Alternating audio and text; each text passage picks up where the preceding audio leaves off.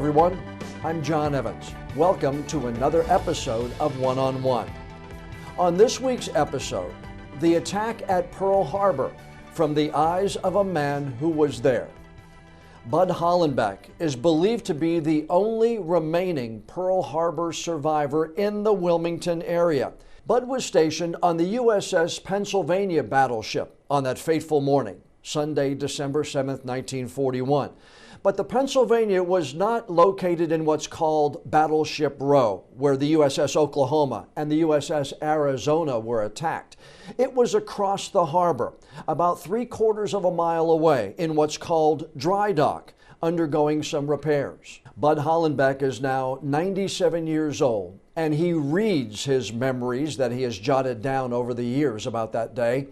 He also uses language that was accepted back then that is more frowned upon now. First off, Mr. Hollenbeck, I appreciate you taking the time to sit down and talk to me about this. I like to talk, you know that. How did you go about getting into the military? Were you drafted? Did you sign up? No, I graduated from high school and there were no jobs. So just decided all I wanted to do was get in the Navy. So they said, yeah, okay, but you got to be perfect. Your system and everything has to be perfect. So I had to get 2 teeth drilled a little bit. That was all. And they were happy with that. And then when I got in there on October the 8th, they said, well, it was 4 years, but now it's 6 years. So being as young as you are, you say, what's another 2 years? Right. So, yeah. And why did you pick the Navy? Because I'm interested in the ocean and so forth. No, I lived on the Cape Cod for a while, yeah. When I was real young, probably 2.5 to 5 years old. And they never told me, you know, I had to figure it out later on. My mother never told me all the details. Actually, I was born in Cooperstown, New York. Home of the Hall of Fame. Yeah, but we had a farm and for milk cows. And then the cost of milk went, so we lost the farm. Mm-hmm. Yeah. Then we headed back to the Boston area. Why there, I'm not sure. Except my mother did grow up in Hyde Park. Yeah, she did. My father was born on Cape Cod, and how he learned to swim, they threw him in the Cape Cod Canal one time, the group that he was playing with. Oh, well. So he had to learn to swim. Good thing they were friends. I hate to see if they didn't like him, what they would have done to him. Yeah. So you enlist into the Navy, and you told me that you got onto the U.S.S. Pennsylvania a year before Pearl Harbor, correct? Yeah. Actually, December the 2nd. I looked it up recently. December the 2nd it was, yeah, on 1940. Yeah. And where did you go on the Pennsylvania before fate put you in dry dock on that morning? Well, it was in Washington, you know, and being worked on when I went aboard. And the first thing they had me do was go down into the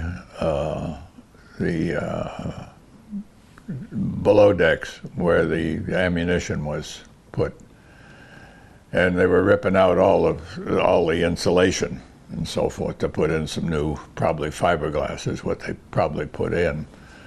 But it was cork that we had in there. So all they said to me was, well, you go down there, the Yardbirds are tearing it off, you haul it out to the deck, onto the dock. Mm-hmm. But you're going up a lot of, you know, climbing ladders, right, to get there. Yeah. And you were a signalman. What were the responsibilities? Well, I didn't get to be until the middle of 41, yeah, the middle of 41 when I got up on the bridge. And the Pennsylvania was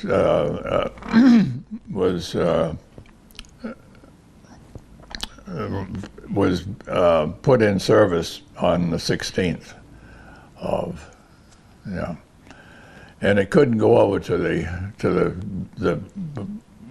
#1 battle stuff over in Europe because the Arizona and the Pennsylvania are sister ships, and we were the first ones to have fuel oil instead of coal, so we couldn't go over there because there were nothing to give us fuel. Can you take me to the morning of December 7th?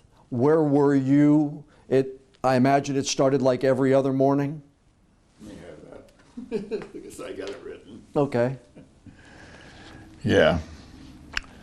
The U.S.S. Pennsylvania, BB-38, flagship of the U.S. fleet, was in #1 dry dock in Pearl Harbor on the 7th of December, 1941, having entered the dry dock on Saturday, December 6th. I had awakened about 6:30 a.m., washed, dressed, and had breakfast. It was about 7:45 when I arrived on the signal bridge to assume the 8 to 12 watch. Tony Crudelli was my watch supervisor, and it was a beautiful Hawaiian day, sunny and warm with a few clouds over the mountains. And the mountains were on the north side, you know. The watch personnel who had just been relieved had gone below to have breakfast. My watch station was on the port wing of the signal bridge, and I was hoisting the prep flag at 7:55 a.m. when I noticed a long string of planes coming in over the north end of Ford Island. I thought they were our planes, making a surprise practice run. A few seconds later, I heard a loud whomp, and then another. And I went over to the starboard wing of the bridge in time to see pieces of the PBY, amphibious patrol plane, flying through the air at the south end of Ford Island. It was then that I looked at the insignias on the wings of the planes, big red meatballs. They were Japanese Navy planes. Tony phoned to the officer of the deck to let him know what we were seeing from our vantage point on the signal bridge. Part of our normal duties performed on the signal bridge was to act as lookouts to keep the officer of the deck informed of activities of interest in the areas within our view. The signal bridge was some 35 feet above the ship's quarterdeck, where the officer of the deck was stationed while the ship was in port. I should explain the use of the prep flag. At Pearl Harbor, the base signal bridge was located on the yard water tower. Yeah. The prep flag was hoisted at the yard on the yard tower at 7:55 a.m. every morning, and all the ships of Pearl would follow the tower's lead and hoist prep flags at their yard arms. And then at exactly 8 a.m., the prep flag on the tower would be hauled down, followed immediately by all the ships in Pearl. Colors, the U.S. flag, would then be hoisted. The band was assembled on the quarterdeck, waiting for the prep flag to be executed so they could play the national anthem. See, the battleships had music, put it that way, yeah. The yard signal tower hauled down the prep flag at 8 a.m., and we followed. The band did not get to play, for they were headed for their general quarters stations. By this time, planes were all over the place, and Tony sent two of us into the conning tower, that being 16 inches of steel, for protection, since he did not need us on the bridge. See, we were new at it. We were learning to be signalmen. So you went into basically a tower that protected you from what was going on. Right. While climbing through the conning tower doorway, I felt a sharp pain in my right wrist. It was a small puncture wound, and it did not bother me. Several weeks later, a small piece of lead worked its way out, and where I think that came from. I was I was 19 years old, and I do not recall being scared. At one point, we went out to the starboard wing to see the U.S.S. Nevada get underway. And she got underway on her own without help. And they gave her hell for that later on, because they weren't supposed to do that thing. Right, but I mean, I would imagine that crew is probably just trying to escape what was happening. Yeah. At one point, we went out to the starboard wing to see the U.S. Nevada underway. The Japanese pilots saw her too and concentrated their dive bombers on her. At that time, those dive bombers were heading toward dry dock number 1, where we were. The Pennsylvania, Cassin, and the Downs were docked. The 3 ships were right there. Yes. By presenting an underway target, Nevada probably saved us from more damage. The Jap planes made several bomb hits in the area of the Nevada's forecastle. The resulting smoke was so thick that the bridge personnel could not see, and the ship touched land near where the destroyer Shaw was docked. Now, that was a dry dock that was up on the rails, not. So they had taken it actually up and out of the water. Yeah, yeah. The Japs wanted to sink her in the channel to block shipping. However, the Nevada backed off with the help of a yard tugboat and nosed into land out of the channel. We returned to our conning tower.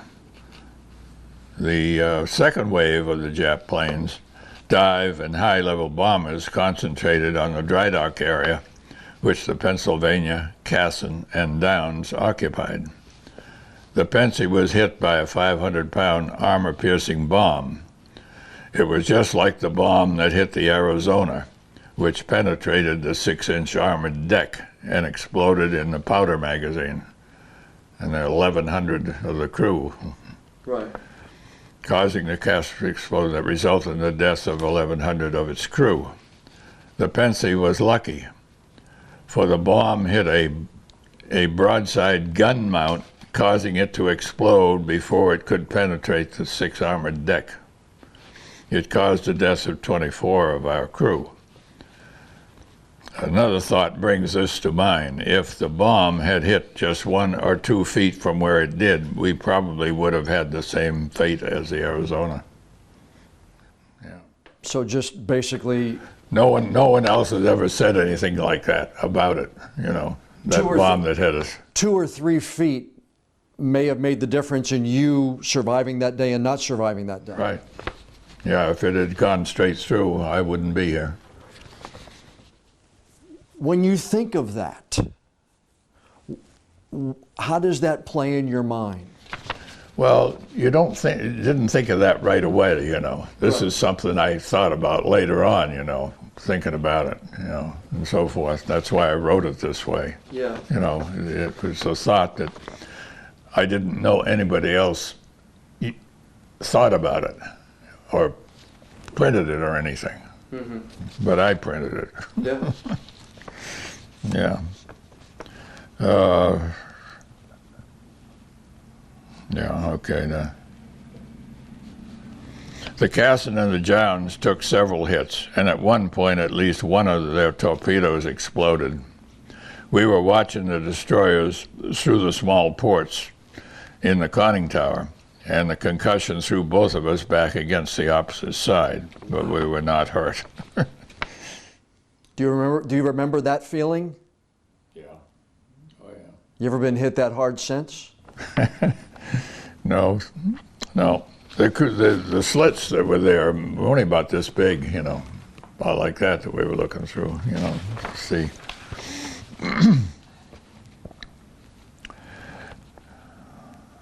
Oh, yeah. The crew of the Pensy owe thanks to the crane operator of that large dockside crane. All during the attack, he ran the crane back and forth along the tracks while rotating the boom around, which helped to keep the strafing planes at a higher altitude. But while we benefited, the cast of the Downs took the brunt of the attacks because they were open, you know. At some point during the attack, the dry dock was flooded to help keep the ships, the three of us, from being knocked off our support blocks. The oil from the damaged destroyer spread on the water and caught on fire. One of our signalmen, Bob Raines, who was been talking to him over the years. He's up in the state of Washington.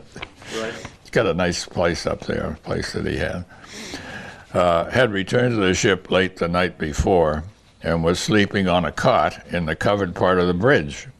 And so, shortly after the attack had begun, he came bounding out of his sack asking why we had not awakened him.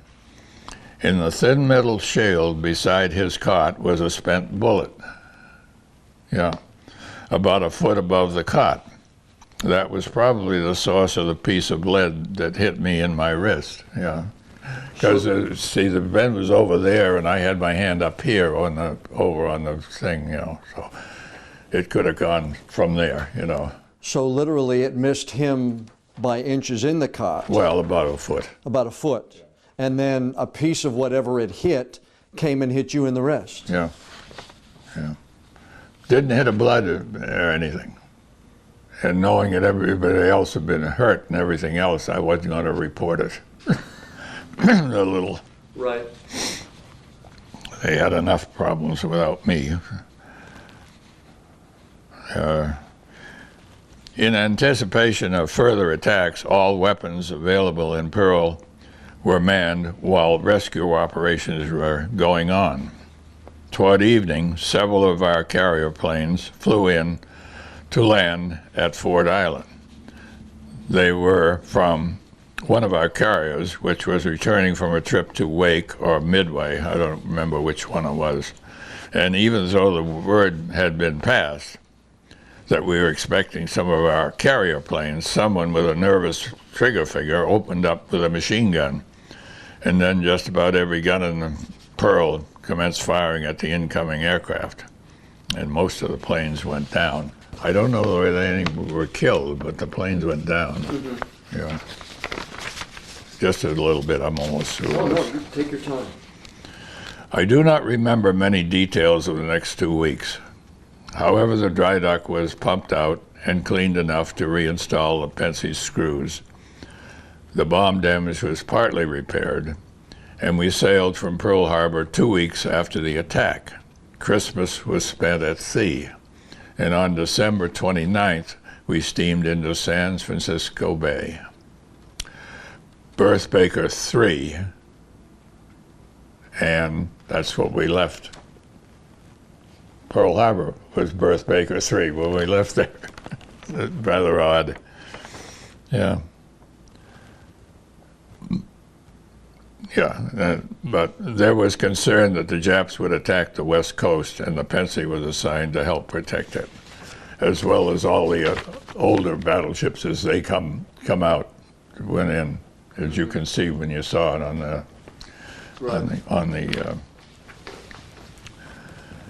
Admiral Pye was in charge of the group there. Can you tell me, you were actually hoisting the flag at the time? Yes. And you said you remember not having time to be afraid. Yeah. Do you remember what went through your mind as you were seeing, as you looked and turned and looked at the Arizona and everything else like that and everything that was happening? Well,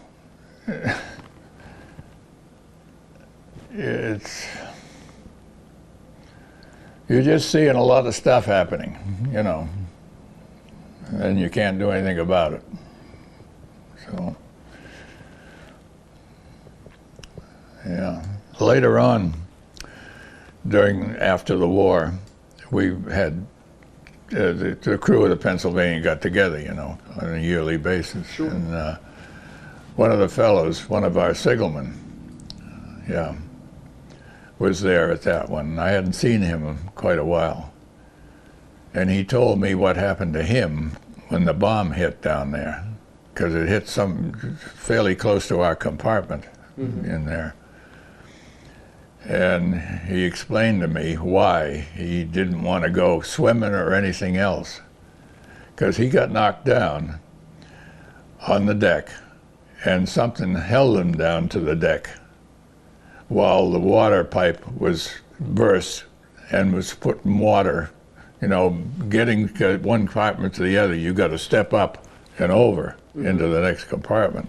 So he was lying down there, and it was coming up here on him. Finally, somebody found him, and he remembers that. So he says, I don't go swimming or anything after that one. I can imagine how he thought about that day. Did you have the chance that day to man any guns and do any firing that day? No, we wouldn't have anything to do with the guns. You know.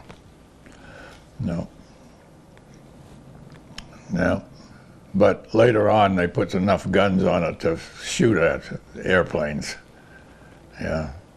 A couple times, you know, during the war and so forth. How close were the planes actually coming to where you were? They were not that close. The one that hit us there was from a high altitude, the second group that came in, you know. And I didn't see any. The crane kept them away from us with their machine guns, you know, from the planes.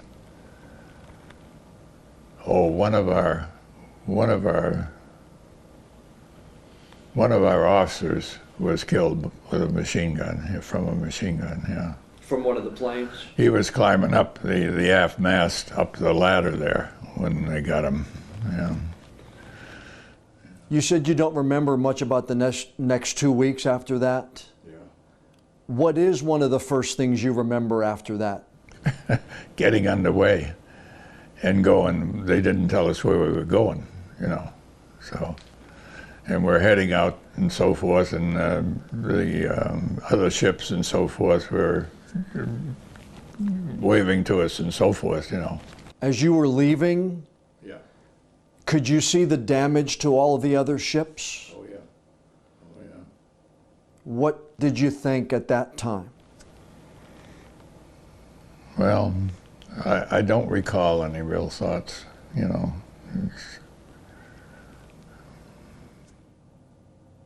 Was there a feeling of being blessed that you had survived? Oh, yeah. Yeah. Somebody would see the movie Pearl Harbor, or somebody would see a documentary on it. Does that paint any kind of picture as to how it was, or is that just a memory that you and several other thousand people have because you were there that day? I think it's pretty much that way, yeah. Just those that were there have their memories of what happened to them, you know. We didn't talk about it when we had our yearly get-together. We didn't talk. No. Didn't talk much about the battle. And why do you think that?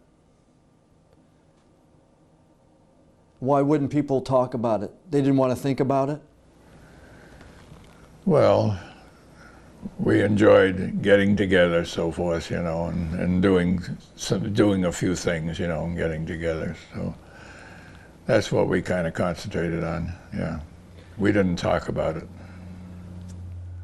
When people asked you about it in the years afterwards, was it difficult to talk about? Maybe in 1950 or 55? Was it? No. No? Not difficult, no. No. The memory is pretty good on what happened then, except for that 2 weeks before we got underway. Oh, I got back there. My boy was out there to Hickam Field after the war, and so he invited us, my wife and I, to come out and stay with him for a few days. Did you go back to the harbor itself to see the way it looked? And what memories did that bring back? Well, they were still using the dry dock. That was done in '03, I guess, when it was new. And it was all plastered up and everything up, patched up here and there and everything. And they were working on the submarines then when we got there. Did you go to the memorial for the Arizona? Oh, yeah. Oh, yeah. I was out there a few times, you know, on the 7th. Yeah. Was that difficult in any way? Was that tough? No, not really, because you were glad to see the other fellows that were there. The other, you know, yeah. And that's what you would do, you know. You'd see who was there from your group and so forth, you know, and so you could talk to each other and so forth. Yeah. Yeah. Do you remember those who didn't come back? Well, there was one when the hit by our bomb hit us. What was his name? Brown. Yeah. The bomb got him. When did you get a chance to tell your family that you were okay after Pearl Harbor happened? We could write a letter. We're all, you know, everybody do a letter, you know, and send it, you know. Yeah. There were no cell phones back then, were there? No. How long before you actually talked to anybody in your family after that? Maybe on the phone call, or was it a long time? When we got back to the States, you know, when we left then and got back to San Francisco, then we went over to the hotel over there. They had a big range of phones and everything to call up home, yeah. Okay. Yeah. Do you remember that conversation? Not the conversations, but I remember being there later on. We got into Leyte Gulf, you know, the Philippines. Mm-hmm. 40 days and 40 nights in that place, and that's where they started the kamikazes. And the first kamikaze came across our bow and did not hit us. I was up on the not up on the signal, but up higher, you know, up on the where I was supposed to be. And this plane came right at that level, right where I was, you know, looking at it. So over our bow area. It didn't even try to go into us, just went by. Made us a little bit nervous there, but I would have been a lot more than just nervous, I think. But then we had a new destroyer over there, so it took that one, and she went down. So you came close to being hit by a kamikaze at that point? He may have been thinking that, well, it's too big, I couldn't hurt it anyway, you know, it's too big, so it went after the destroyer. When somebody calls you a hero, what goes through your mind? Well, I don't know if that's ever happened. I can't remember any of that type of saying, you know, to me. Do you consider yourself a hero? No, no. I was there. I wasn't forced there and so forth. I was there and it happened. But you could have died that day. Yes, could have died, yeah. Yeah. I didn't think much like that, I guess, back then. I think, well, you know, you're young and you feel like nothing can bother you, you know, when you're young. That was the feeling, you know.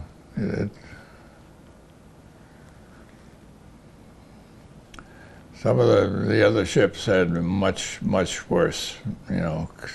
It was terrible. I appreciate your service. I appreciate you sitting down and talking to us today. And again, I consider you a hero for your service and for surviving that day, because many people did not. That's true, yeah. I want to thank Bud Hollenbeck for sitting down for this week's podcast interview. If you'd like to hear more of his stories about surviving Pearl Harbor, Bud is going to attend the Pearl Harbor commemoration ceremony here in the city. It's scheduled for Saturday, December the 7th at the Hannah Block Historic USO Community Arts Center at 2nd and Orange Streets downtown. It will start at 1:25 in the afternoon, and it's sponsored by the World War II Wilmington Homefront Heritage Coalition. Now, before we go, I'd like to ask you a favor. Please download and subscribe to the One-on-One with John Evans podcast on whatever app that you use to enjoy your favorite programs. And if you would be so kind, please leave us a rating or a review. We really do want to know what you think of the interviews we do. And the more ratings and reviews we get, the higher we'll be listed on the apps, and the better chance we'll have of bringing in even more new listeners. I'm John Evans. Thanks so much for joining us for this week's episode of One-on-One.